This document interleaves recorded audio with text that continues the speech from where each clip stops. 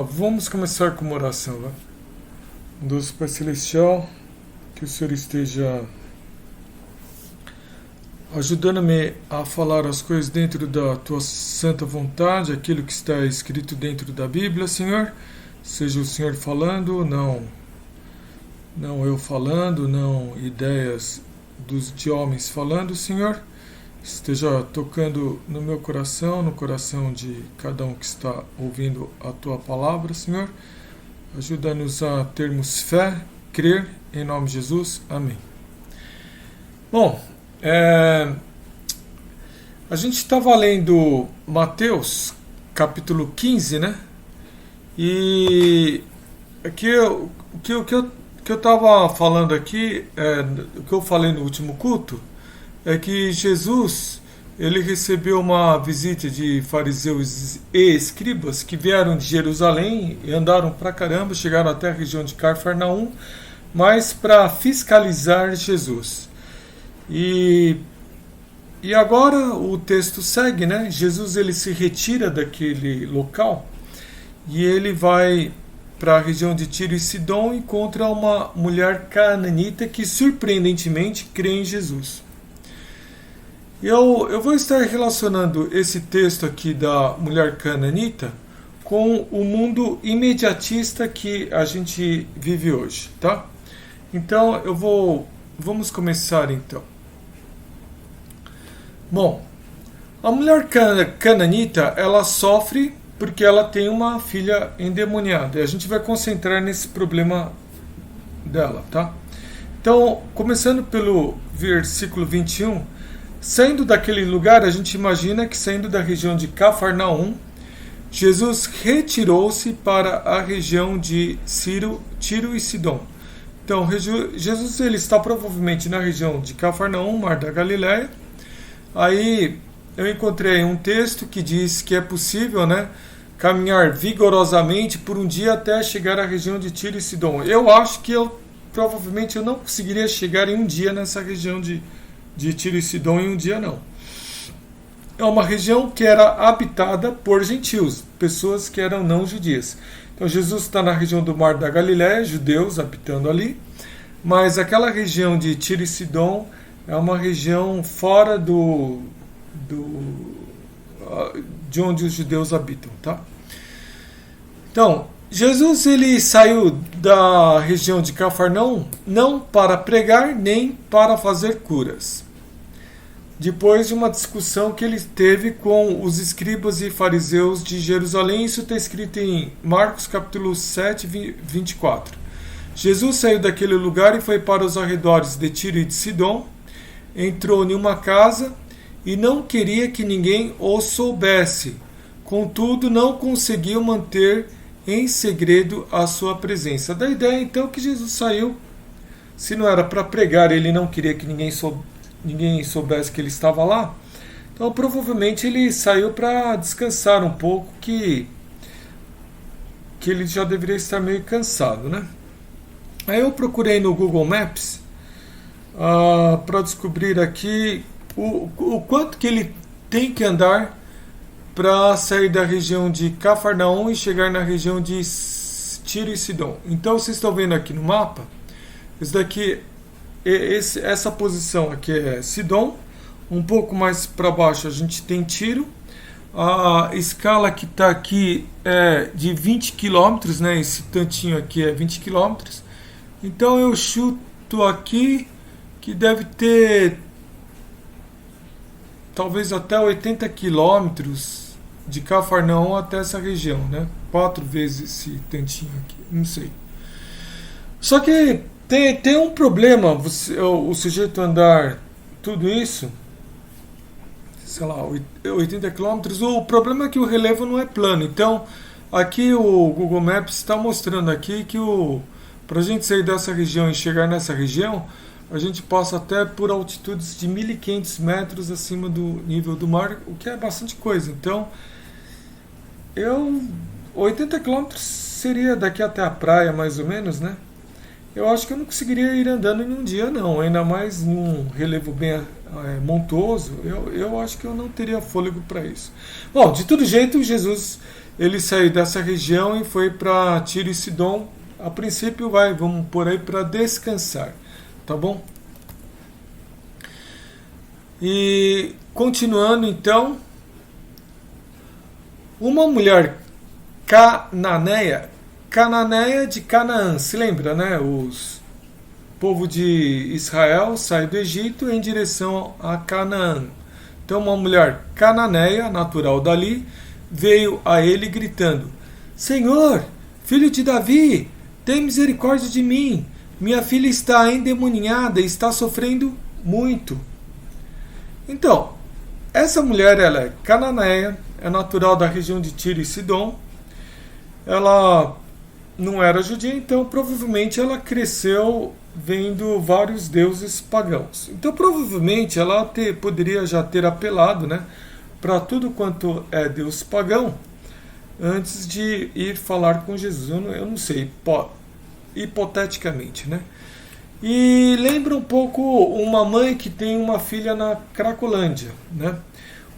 Cracolândia, você sabe, lá no centro de São Paulo, aquela região onde, né, o pessoal toma crack e é bem viciado, e eles ficam ali rodando lá na Cracolândia, perdidaço, né, sem rumo, sem família, sem nada, e fica um monte de traficantes de drogas e drogados lá naquele amontoado.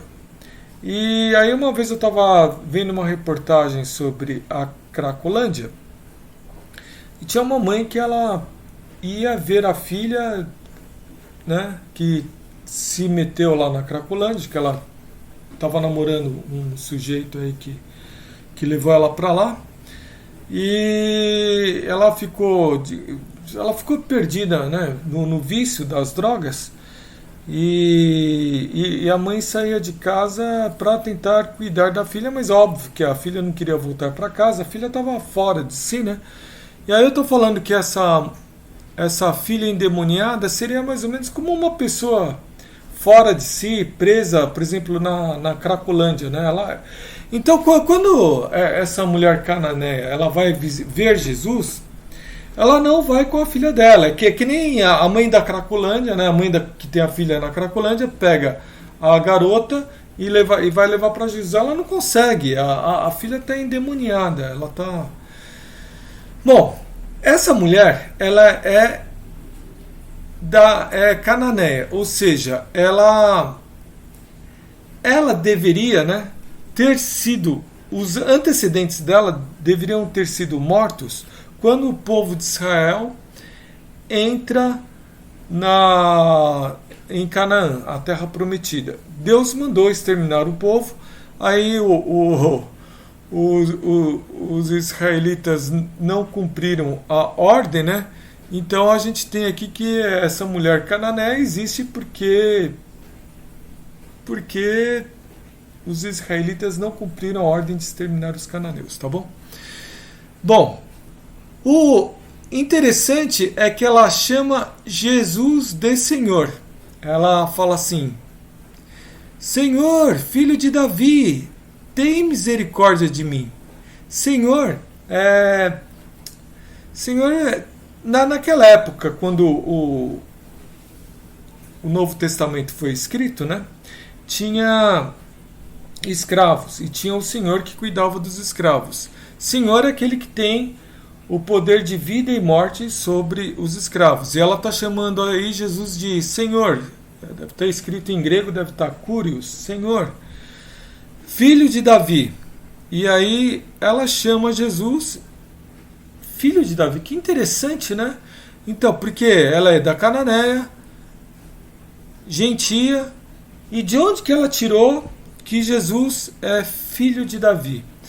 Mas quando ela chama Jesus de filho de Davi, tem uma coisa interessante aí que dá a ideia, então, de que ela está chamando Jesus de Messias, ungido, aquele que é aguardado pelo povo de Israel para...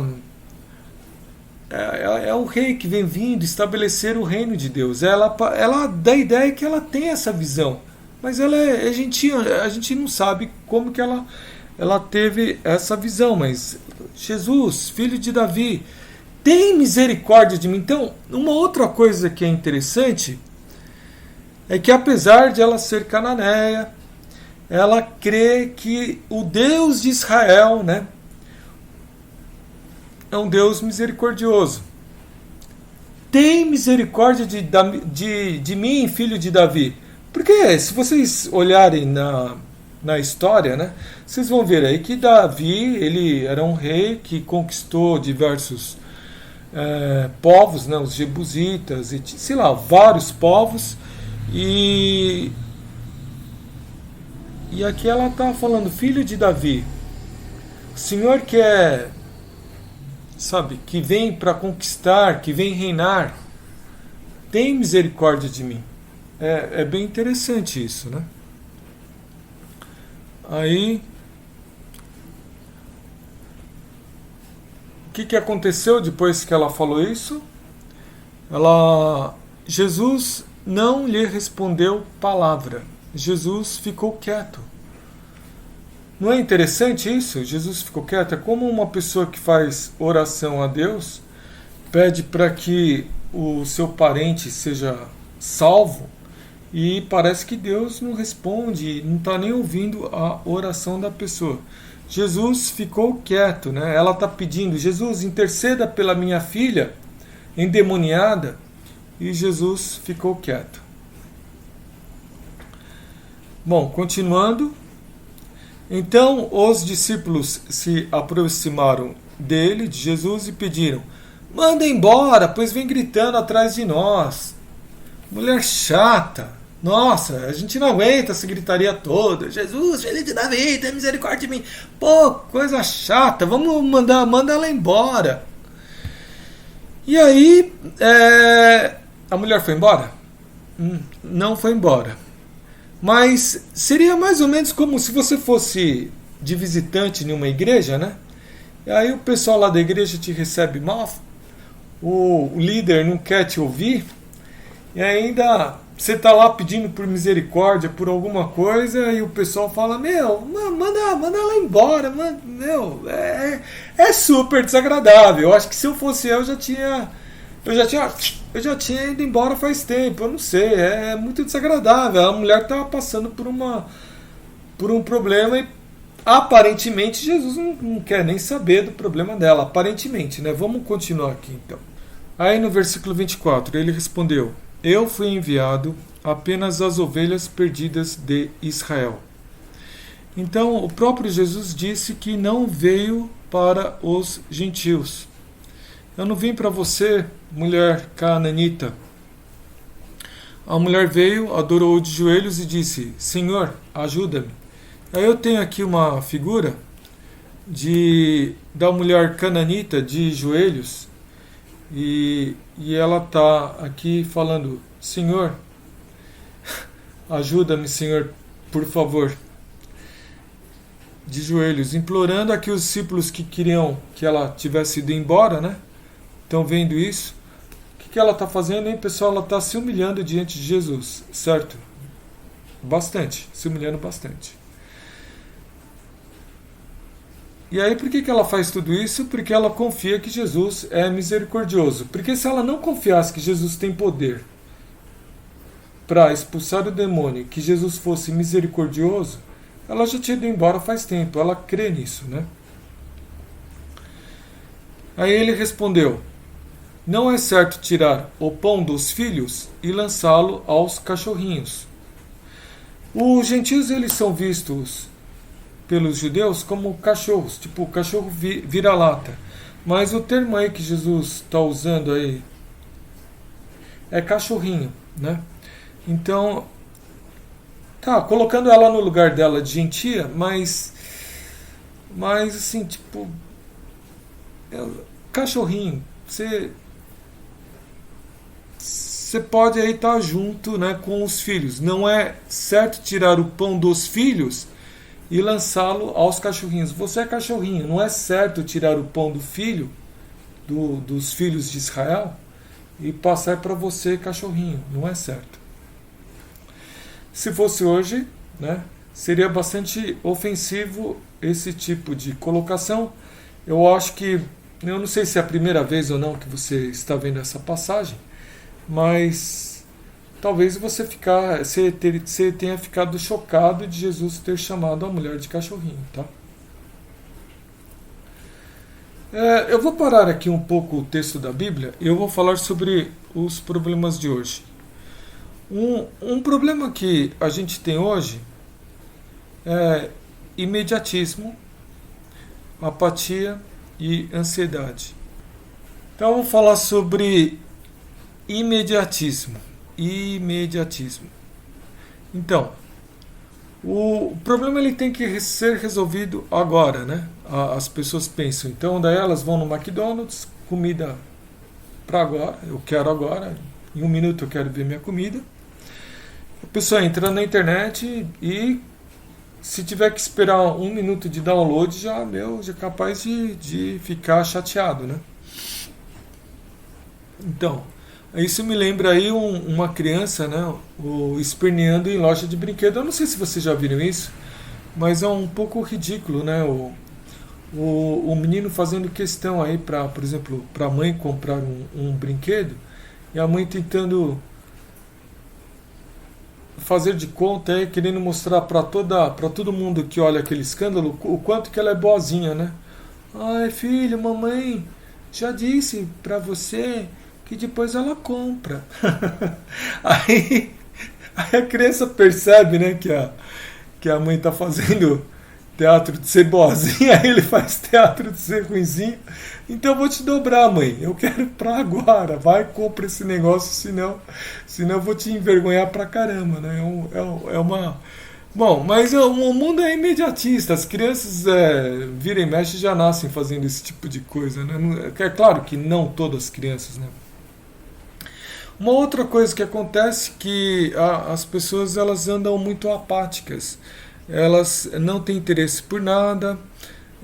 Elas andam meio mortonas, assim, sabe?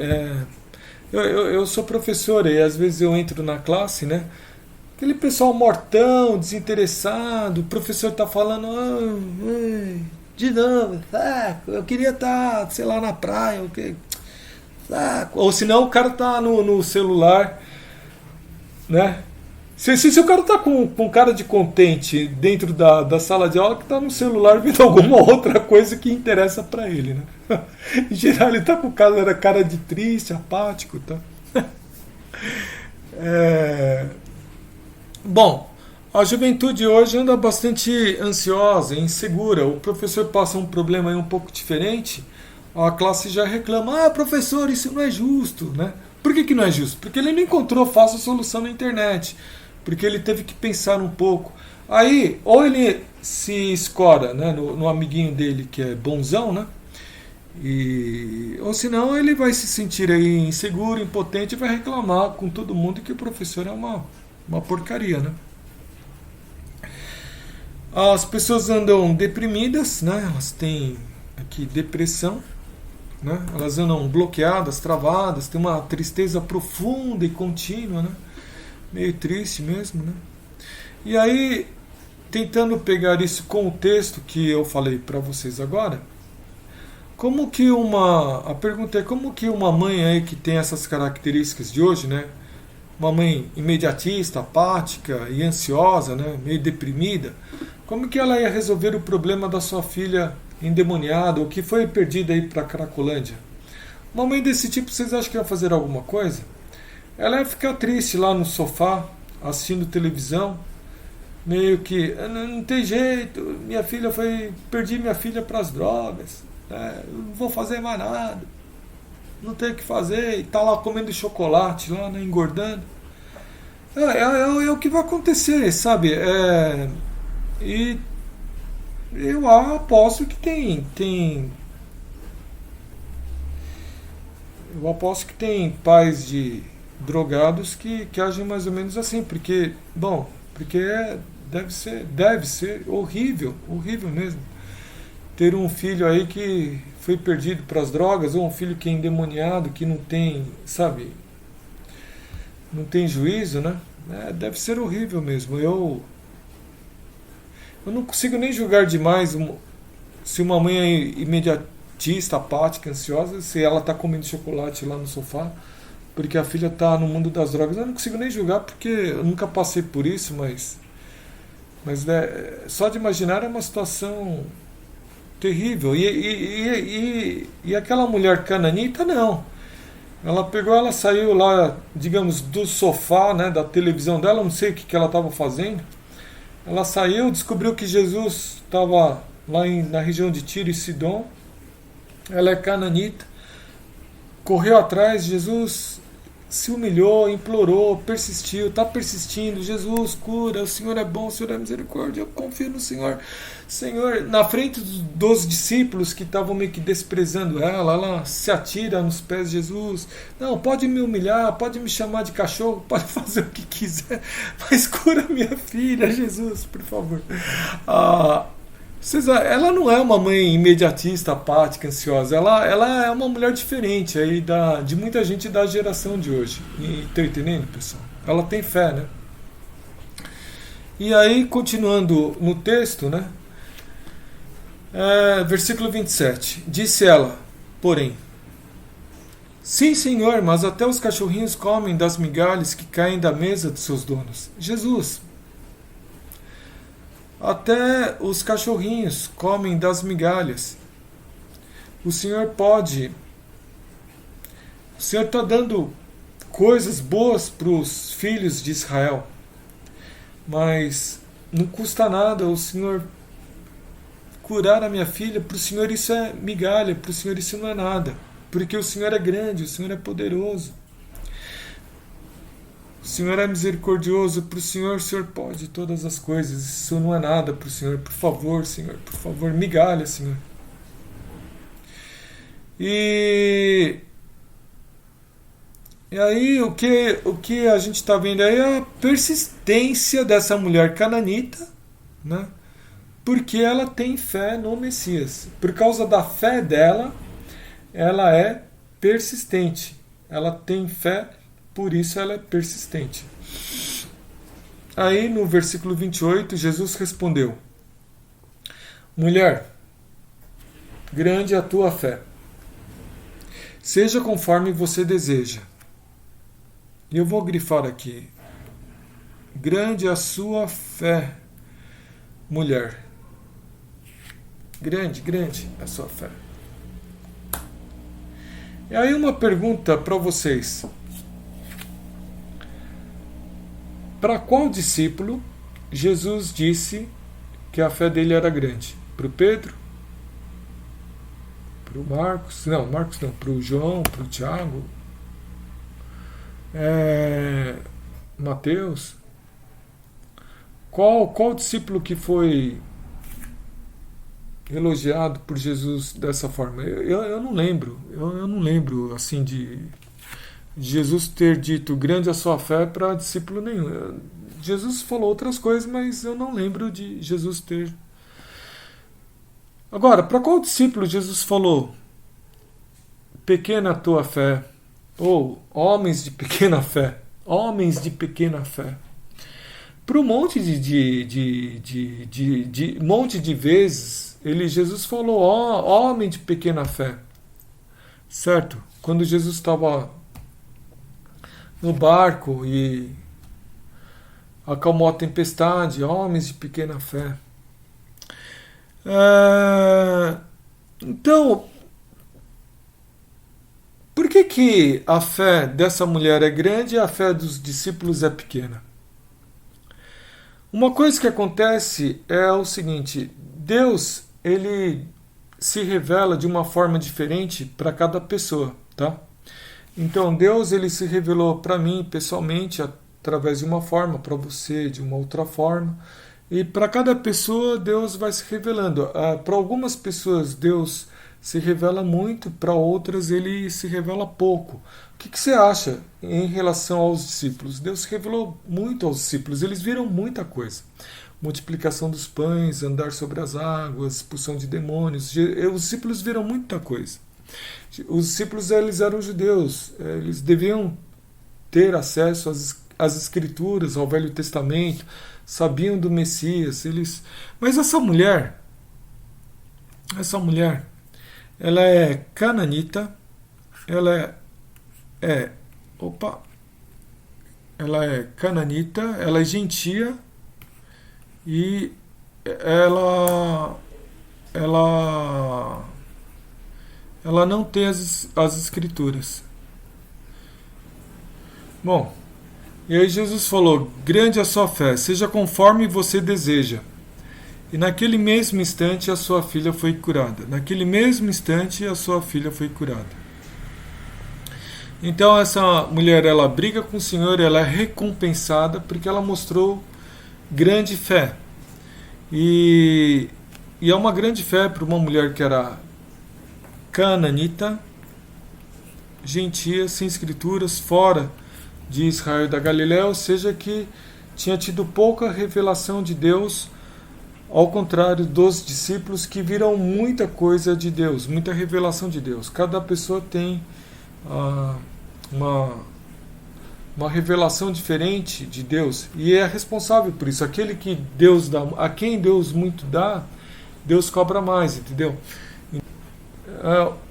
O mundo precisa ter fé, então eu falei para vocês sobre a fé da mulher cananita. Agora eu vou falar aí que o mundo precisa de ter fé, coisas que andam juntos, tá? Então, fé em Jesus, persistência, humildade andam juntos, né? A mulher, ela é humilde, ela é persistente, ela confia em Jesus, Filho de Deus, o Filho de Davi, o Messias. Ela tem esperança. Aqui não estou falando que ela tem esperança no porvir, mas, por exemplo, eu confio em Jesus e todo crente tem esperança no porvir, tem esperança na vida eterna.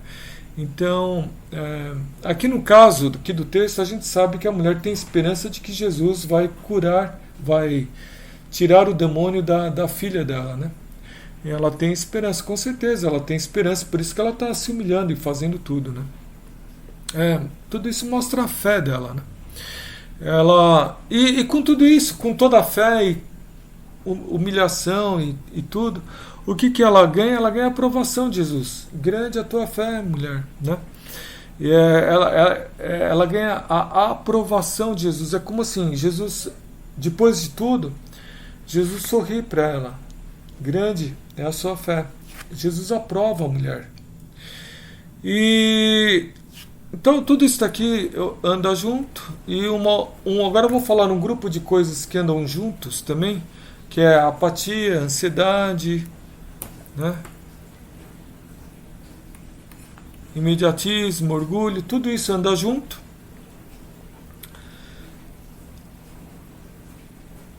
Que é mais ou menos o que a gente vê na geração hoje.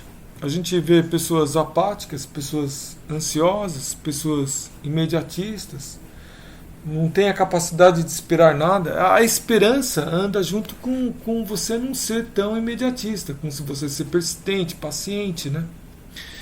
Então, o mundo hoje é um mundo onde a gente vê falta de fé. E onde falta fé, não tem esperança, o que a gente vê? A gente vê desespero, depressão. E em vez de a gente enxergar Jesus aprovando e sendo amigo da pessoa, aquele que não tem fé, ele não tem Jesus como amigo, ele tem Deus como inimigo. Eu estou falando, está escrito em Romanos isso, tá? No começo de Romanos. Ele é inimigo de Deus. Ele está debaixo da ira de Deus. É horrível, não é horrível, pessoal? Eu não sei direito se você crê ou não crê em Jesus, se você é amigo ou não é amigo de Deus. Eu não sei se você tem apatia, ansiedade, se você é uma pessoa imediatista. Às vezes a gente crê em Jesus e a gente tem essas características que o mundo tem, né? A gente tem fé, mas não tem tanto, né?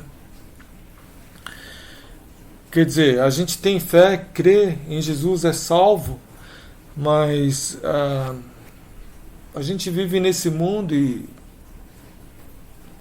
às vezes a gente tem essas características, né, de pessoas que não têm fé, porque a gente não está firme na nossa fé. Eu não sei se você Não sei se você tem algum problema desse tipo, ou você não tem fé porque você não crê no Messias, ou se você tem uma fé pequena e você está muito envolvido aí no seu dia a dia, nas coisas do mundo, e por isso você tem essas características, apatia, ansiedade, tem toda a depressão, tem um monte de coisas que levam a crer que você assim tem uma pequena fé ou não tem fé. Eu não sei direito. Também não estou falando que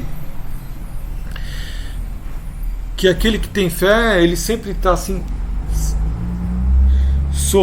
sorriso nos lábios, sempre, né, enfrenta qualquer situação e tá sempre de bom humor. Eu não estou falando isso também, mas eu estou falando que no geral eu aposto que sim, viu, pessoal? Eu aposto que sim. Eu não estou falando que é sempre, que é uma regra, é isso, mas em geral sim. Aquele que tem fé em Jesus, ele, por exemplo, quando ele briga com a mulher, ele não se mata, né? Ele sabe que os pés dele estão sobre a rocha, entenderam? Quando os filhos dele pegam e tratam ele mal, despreza, ele sabe que a vida dele não são os filhos dele. A vida dele tá nas mãos de Jesus. Por isso ele não se desespera. Ele perde emprego, mas ele fala, não, quem dá o meu sustento é o Senhor. Entendeu? A vida sobre a rocha é uma vida diferente. É uma vida diferente. Eu não estou falando que o cara não chora, que o cara não passa por tristeza e talvez até depressão. Não estou falando que o cara não passa por depressão. Eu acho que, no geral, eu acho que não. Mas eu acho que pode acontecer, mas no geral, eu acho que a pessoa não passa sabe, essa apatia, ansiedade, esse medo. Então, vou terminar com uma oração e a gente termina. Bondoso Pai Celestial, que a gente possa estar sempre se voltando ao Senhor, confiando no Senhor, depositando a nossa esperança em Ti, Senhor. O mundo sempre nos atrai, sempre nos puxa para baixo, a nossa carne nos puxa para baixo, Satanás nos puxa para baixo, mas o Senhor é a nossa rocha, nós firmamos o nosso pé em Ti, Senhor, nós confiamos no Senhor. E às vezes a gente não confia, Senhor, e às vezes a gente falha, e às vezes a gente não olha para Ti, Senhor. Que o Senhor esteja na Sua misericórdia, tocando no meu coração, tocando no coração de cada um aqui, para que a gente possa estar sempre se voltando ao Senhor, em nome de Jesus, amém.